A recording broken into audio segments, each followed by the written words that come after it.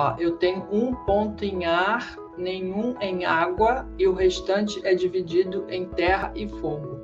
Então, já deu para ver que é bastante em terra e fogo, né? Nada em água, o que significa que você já pode ter desenvolvido essas qualidades. E aí tem que, né, fazer aquela combinação também. Não tem nada em água, mas e as casas de água? As casas 4, 8 e 12? Se as casas 4, 8 e 12 estão populadas, né, tem planetas lá dentro, isso já compensa. E aí, se você não tem nada em água hoje, pode ser que você já tenha desenvolvido essas qualidades emocionais, né, de sentimento, de intuição, de empatia pelo outro, e agora precise desenvolver mais a sua capacidade de realização, que é a Terra, né, e a sua automotivação, que é o fogo.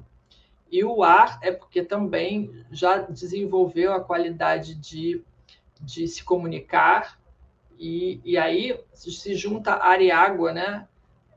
Uma comunicação emocional também, ou uma comunicação com o plano espiritual, enfim, todas essas coisinhas vão somando. Ó, ela está falando que as casas de água estão populadas. Então, isso é uma maneira de você compensar. Não tem não tem planetas nos signos de água, mas as casas, os assuntos que envolvem emoção, que envolvem relacionamento afetivo, né, que são as casas 4, as 8 e 12, relacionamento com o mundo, relacionamento com o inconsciente coletivo, com o plano espiritual, com as questões mais profundas. Então, você imagina se a pessoa tem muitos planetas em água e nas casas de água, que a gente chama, né? Que é as casas 4, 8 e 12. Aí é uma carga muito grande, porque aí a pessoa lida com as situações em uma energia muito emocional.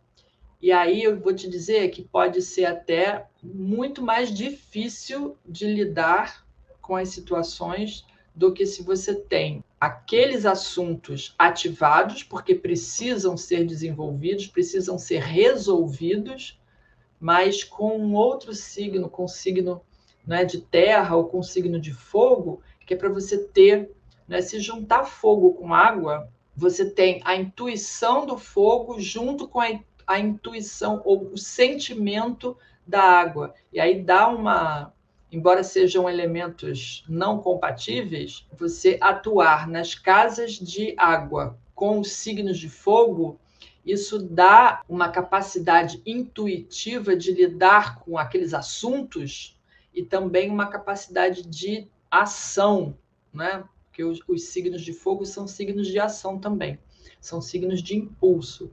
E aí essas questões podem ser resolvidas de uma maneira, às vezes, mais fácil do que se tivesse signos de água nas casas de água. As pessoas às vezes acham assim, ai, que bonitinho, nasceu com ascendente em Áries, casa 2 em Touro, casa 3 em Gêmeos.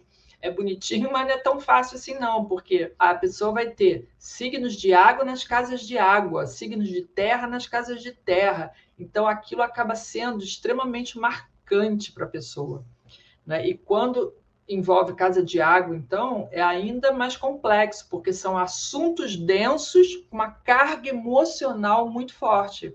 Então, às vezes, pode ser até muito mais difícil de suportar do que quando a pessoa tem signos de terra nas casas de água ou signos de fogo nas casas de água.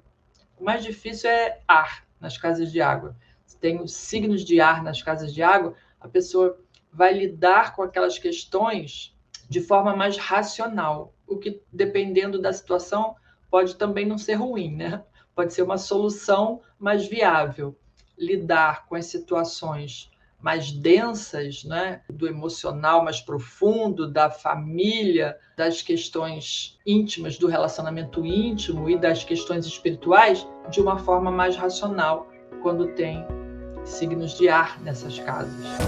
Ai, não perca! Lives todas as terças e quintas às 18 horas aqui nas minhas redes.